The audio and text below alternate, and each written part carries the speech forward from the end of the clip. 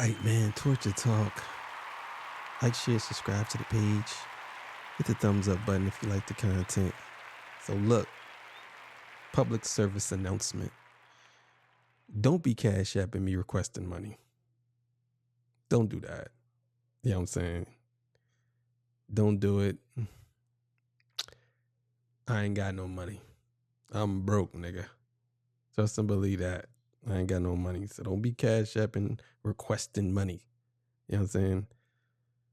That's just how it goes. But if you would like to donate, links will be on the screen. So look, man, today I want to talk about Kendrick. Did he overtake Drake streaming? You know what I'm saying? And I know a lot of people probably looking like, that's crazy. No. You know what I'm saying? But you'll be surprised. So look, we're going to catch up on the video. And then, yeah, we're going to come back and discuss. But look, let me get my spill. This is Torture Talk. If you like the content, please consider subscribing. If not, you know what I mean? And you're on the fence, so let me work for your subscription. I don't sell no merch, but I do have content and that's free. You know, like I said, links will be on the screen if you want a Cash App. Don't request no Cash App, nigga. Because I ain't got no money. Also, too, all the beautiful ladies, all the beautiful single ladies, put one in the chat. All the fellas, y'all know where to find the ones at. You know what I'm saying? They call me the hidden gem. You know what I'm saying? So, yeah. So, we're going to get right to it, man. You know what I'm saying? Let's go. New reigning king of streaming? Day. You heard that? For years, Drake has reigned as the undisputed top dog of music streaming. On Spotify alone, he's racked up over 100 billion streams. That's nearly 20 billion more than the next artist on the list, Taylor Swift. But in the aftermath of his scorched earth war with Kendrick Lamar, the calculus seems to have changed. Kendrick's diss track, Not Like Us, has become an undeniable hit, with a #1 debut atop the Billboard Hot 100 while still spending weeks in the top 10. Here's the real question though, did Kendrick really dethrone Drake as the new king of streaming, or is this all just media hype and smoke and mirrors? So what we're gonna do today is break down the outcome of the Kendrick and Drake beef one more time, but this time we're gonna do it by the actual numbers. How did Drake utilize streaming and social media to win beefs before? Did Kendrick really flip Drake's own tactics against him? And how did both Drake and Kendrick weaponize social media against each other? We're even gonna investigate the allegations about bots being used to inflate streaming numbers. And finally, Yeah, so this is pretty interesting. I definitely want to hear his take on this. I have a little theory myself of what actually has happened and what's going on between the streaming and Drake and Kendrick. So let's keep it going. we're gonna analyze the effect that Kendrick and Drake's beef has had on hip-hop and the music industry as a whole. Do insiders believe that this clash of titans has helped or hurt the rap game? In hindsight, this is a mistake. In the moment, I'm loving it. So let's start from the top. How has Drake implemented streaming and social media to bully his ops during past beefs? One of the most iconic moments in Drake's career was his beef with Meek Mill. The drama started in 2015 when Meek sent out tweets alleging that Drake used ghostwriters in order to write his raps. In response, Drake dropped a track called Charged Up where he took shots at Meek. I stay silent cause we at war and I'm very patient. 6 God is watching, I just hope you're prepared to face him.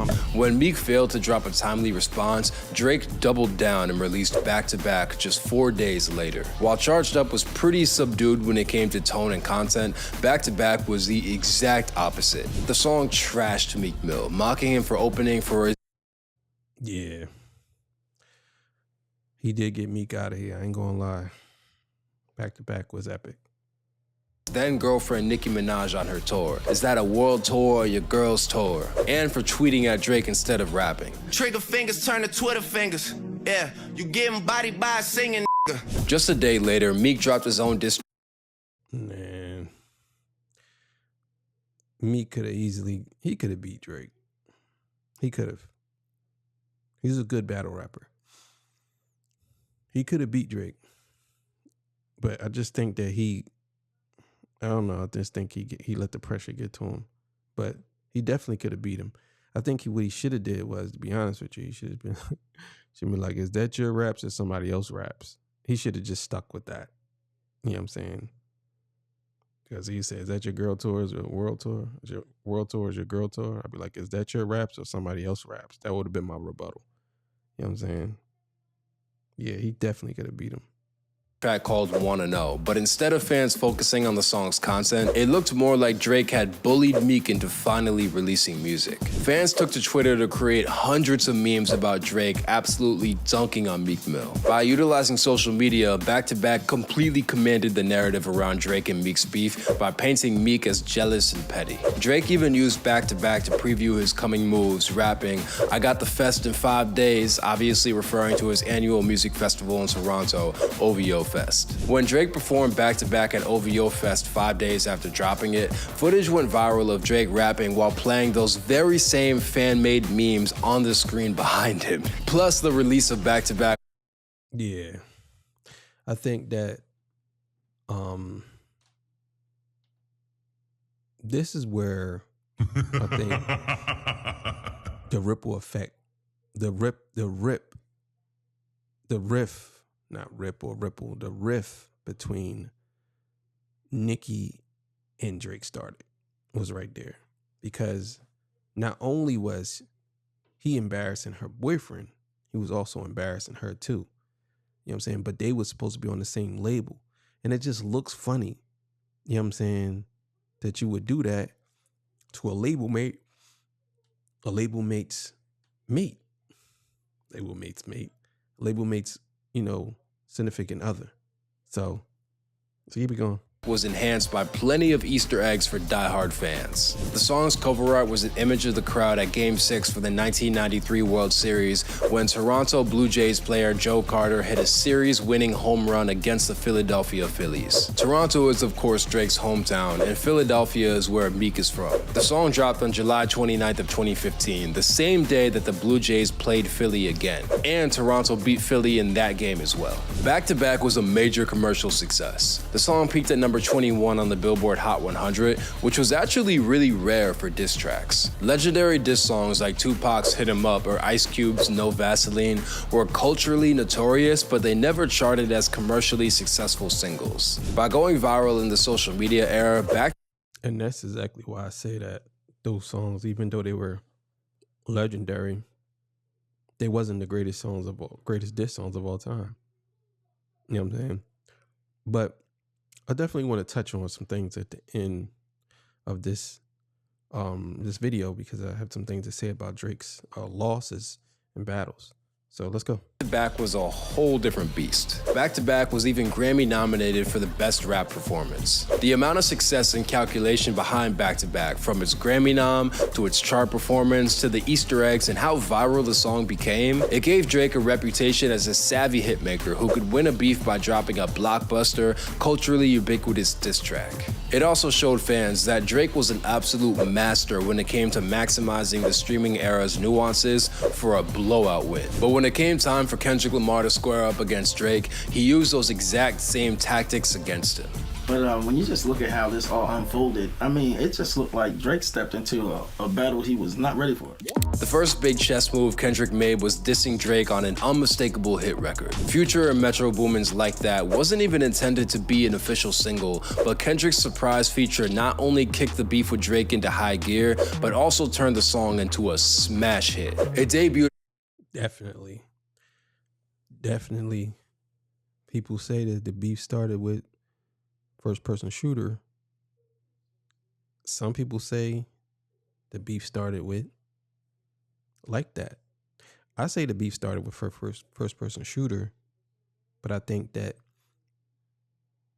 Kendrick sent definitely a warning shot. Because people saying Euphoria was the warning shot, but I don't think Euphoria was the warning shot. I think this was the warning shot. Euphoria was more like, I'm in here now, and I'm standing in your crib, and I just slapped you, and I'm telling you right now, I'm about to put boots to head if you keep it up. I just gave you a slap. The warning shot was I knocked on your door. That was Like That. And then you said, who is it? And I kicked through the door with Euphoria, then slapped you. Psh.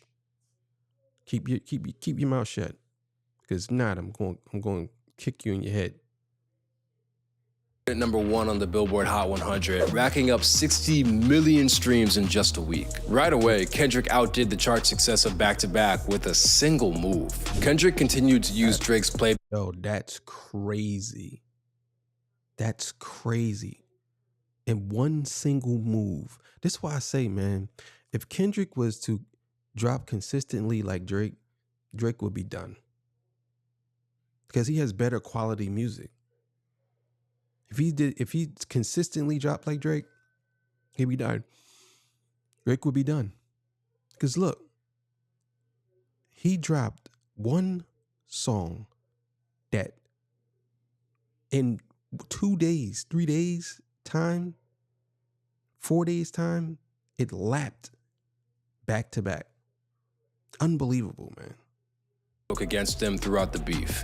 Back to Back earned praise by being a Grammy-nominated diss record that you could play in the club. Kendrick took that same strategy to the extreme when he dropped Not Like Us. From the moment Not Like Us dropped, it became a record-shattering phenomenon. It was crowned as the fastest rap song in history to reach 100 million streams and received 13 million streams alone in the first 24 hours after it dropped. Since the song dropped on a... That's nuts. That's crazy. I think the hard part of 9 million in 9 hours or something like that. I believe that's what it was, or 9 million in 8 hours. And this one, 13 million. Bro, that's crazy. Saturday, it didn't have the usual 7-day tracking week that most songs typically benefit from. But it did not matter because Not Like Us became the first rap song to go #1 with just 5 days of sales. Plus, with Like That and Not Like Us, Kendrick is the only rapper in 2024 to have 2 songs go #1 on the Billboard charts. Most recently, Kendrick shattered the record for the fastest rap song to reach 500 million streams. And the previous record holder was Drake himself for God's Plan. Not Like Us also became a cultural phenomenon. Taraji P. Henson rapped a spoof of Not Like Us at the 2024 BET Awards. Let's run that back a little. Million streams alone in the first 24 hours after it dropped. Since the song dropped on a Saturday, it didn't have the usual 7-day tracking week that most songs typically benefit from. But it did not matter because Not Like Us became the first rap song to go #1 with just 5 days of sales. Plus, with Like That and Not Like Us, Kendrick is the only rapper in 2024 to have 2 songs go #1 on the Billboard charts. Most recently, Kendrick shattered the record for the fastest rap song to reach 500 million streams. And the previous record holder was Drake himself for God's Plan. Not Like Us also became a cultural phenomenon. Taraji P. Henson rapped a spoof of Not Like Us at the 2024 BET Awards. Hey, it's about us. It's about us. It's about us. Serena Williams, who got a shout out in the actual song, crip walked to Not Like Us while hosting the ESPYs. The song has also been played at NBA games, MLB games, WNBA games, NFL games, everything, you name it. In my gym, every time I work out. In every way possible, Kendrick managed to turn a diss track into a cultural and commercial juggernaut. But the war between Kendrick and Drake came down to a lot more than just music. Both artists used media against each other in completely different ways. These niggas is not playing with each other. Bro, they not playing at all. Like, what we gonna do, bro? Kendrick just dropped. This is crazy. Throughout the beef, Drake utilized streamers, media personalities, and social media to antagonize his enemies and premiere new content. Push-Ups, Drake's response to Like That, notably leaked as a demo, which led Drake to give DJ Academics the green light to debut the song on his live stream. The song didn't... And I'll say this, and I'll keep saying this. Push-Ups was not better than Like That. No way. No way.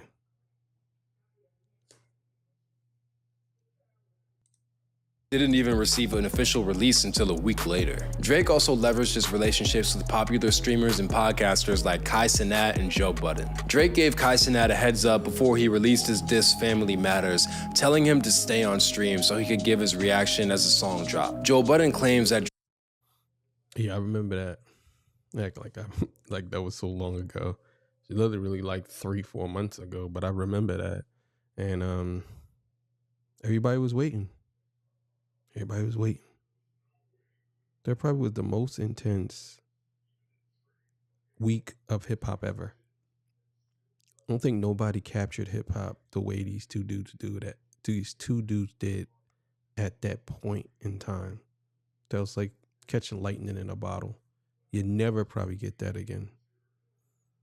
Never. This beef. I'm gonna say beef, but this been brewing for 10 years plus. It's crazy. Drake texted him frequently at the height of the battle, and other podcast hosts like Rory and Maul have alluded to hearing records like Push-Ups early. Drake was also a constant social media presence throughout the beef. He trolled not only Kendrick, but his other adversaries, from Rick Ross to Metro Boomin, with an onslaught of posts and troll behavior. He hired a drumline to perform outside of Atlanta's legendary strip club Magic City, in a clear reference to his Metro diss where he told them to shut up and make some drums.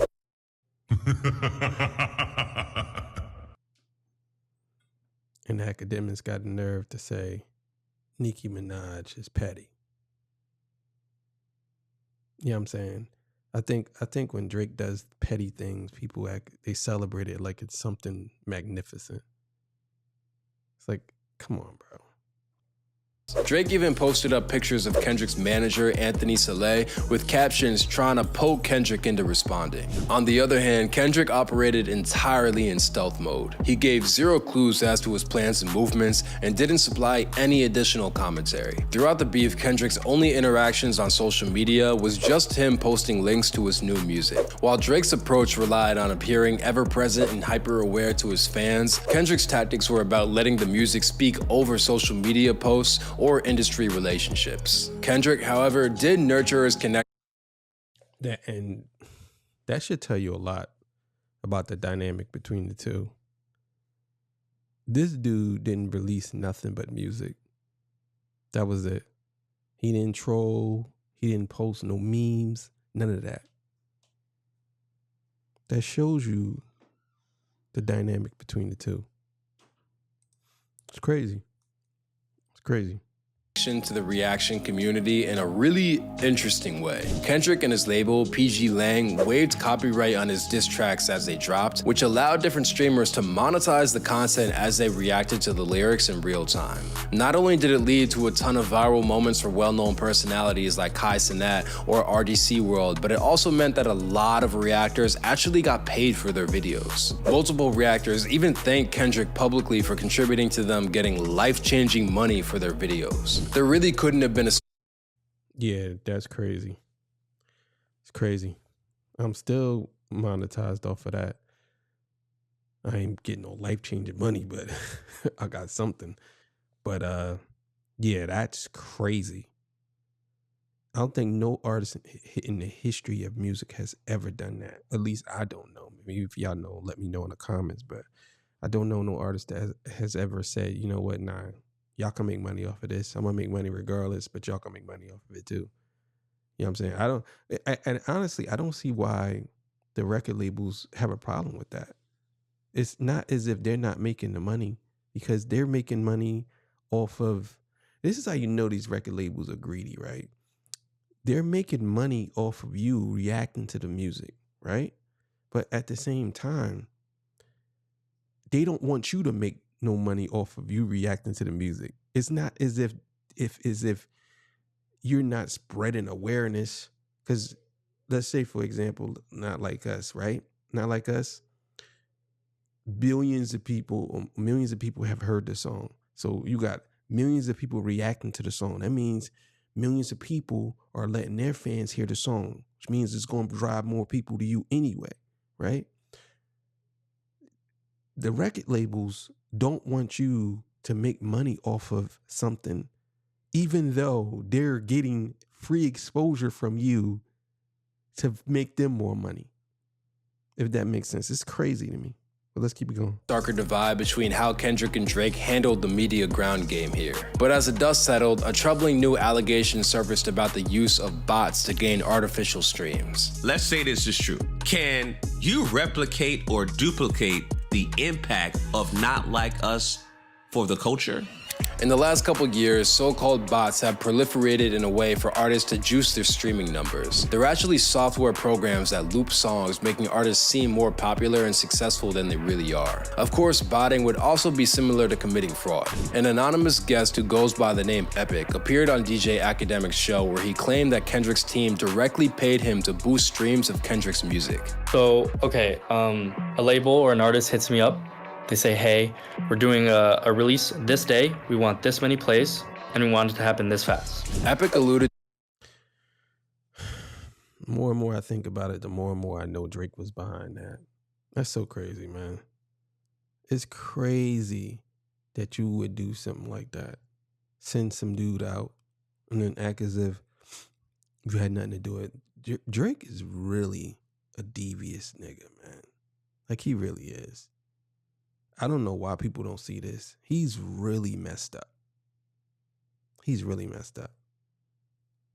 Fearing for his safety, claiming that he was crashing out, and named Anthony Saleh, Kendrick's manager, the very same man who Drake mocked on Instagram, as the name on the account that allegedly paid for the streams. Ack then went on to claim that someone in Kendrick's own camp connected him with Epic, but he was unable to provide substantial proof of that claim. Joe Budden even chimed in, claiming that he wouldn't be surprised if bots were used. However, just days later, Academics admitted that he spoke to an unnamed source at Spotify who outright denied the botting allegations and said Kendrick's streams were real. While Axe still claimed that a service like Spotify would never outright admit to being botted, fans claim that Academic's credibility was shot because of his well-documented close relationship to Drake. Despite Academic's...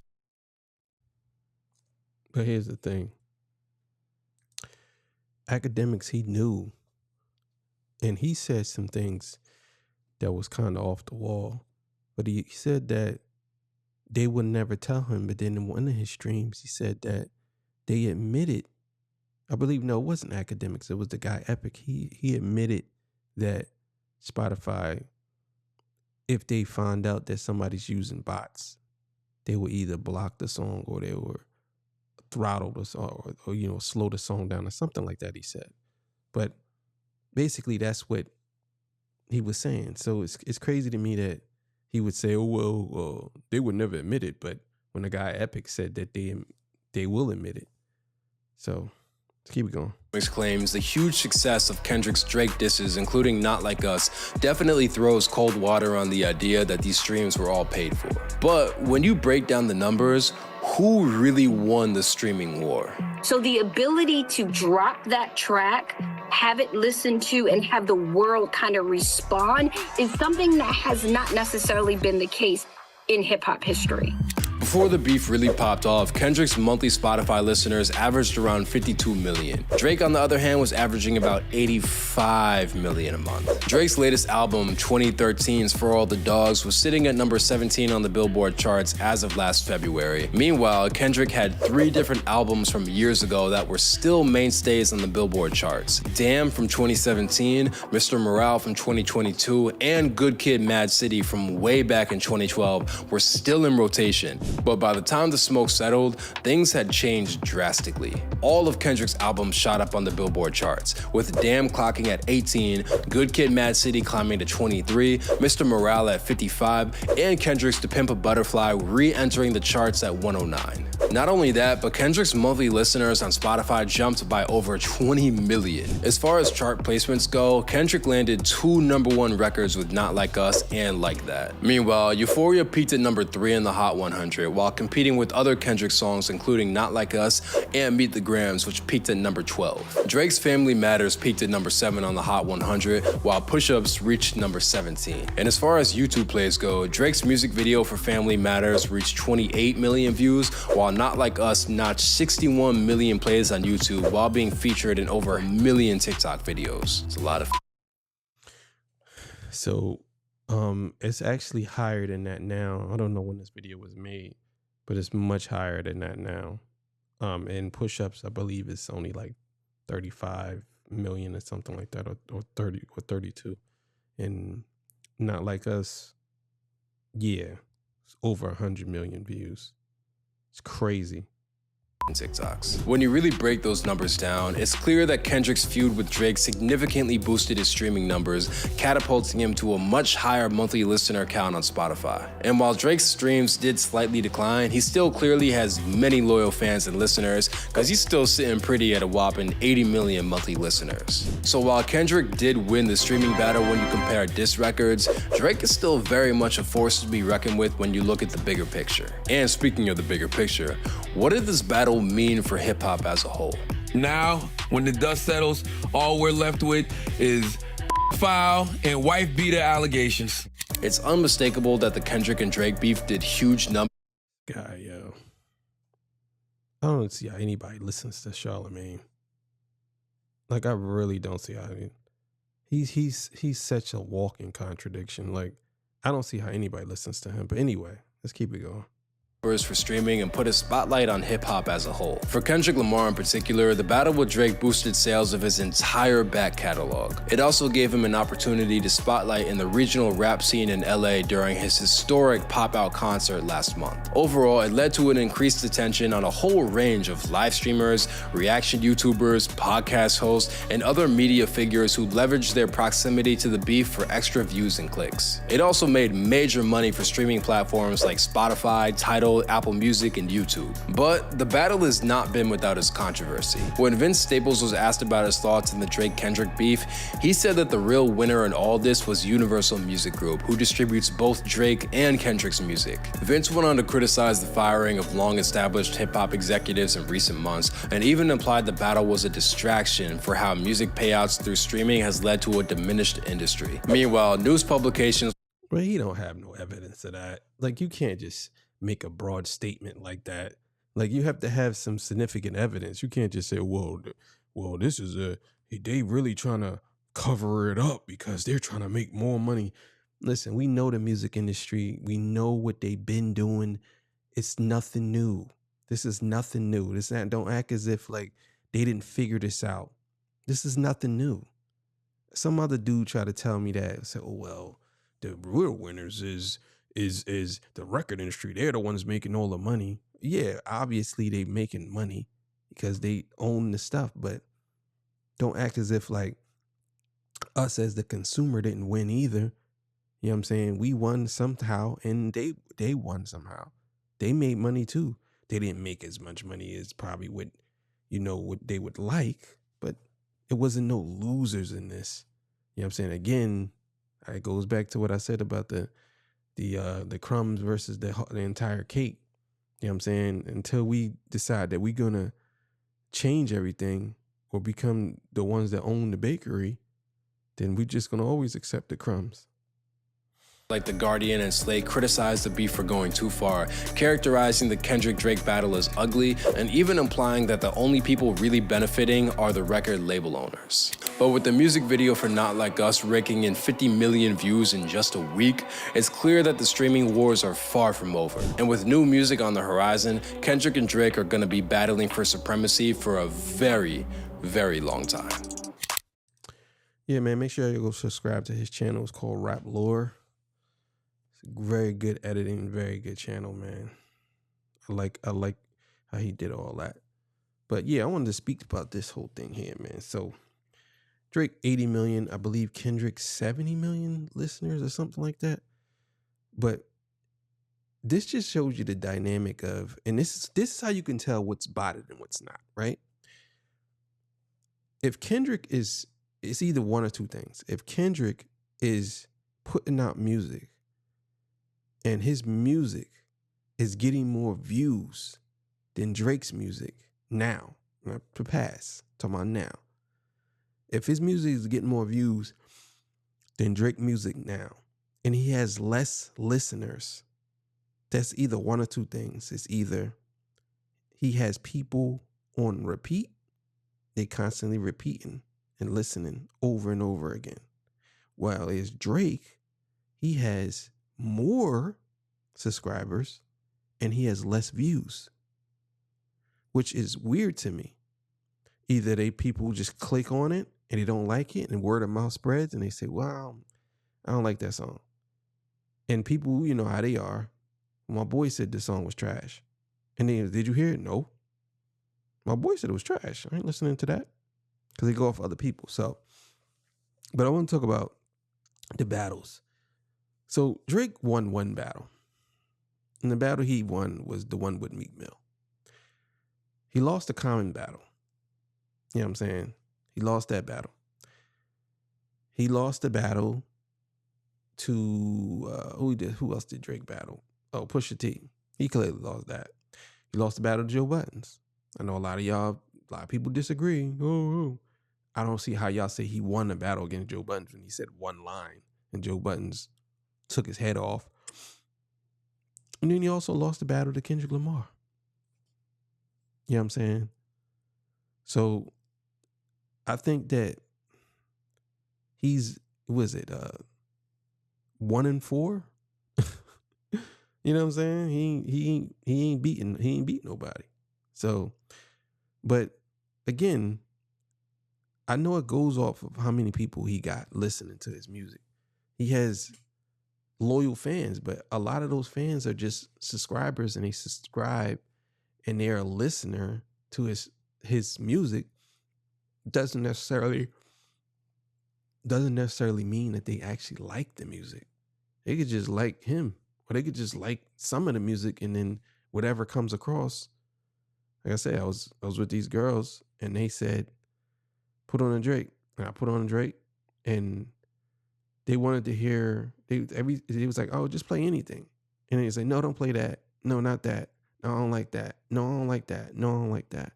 Yeah, play that. All right, turn that off. Play this. No, I don't like that. I don't like that." That's Drake. That's people listening to Drake. So either way, all right, man. It's what you talk. You know what it is. I'm out of here. See y'all. Peace. Bye.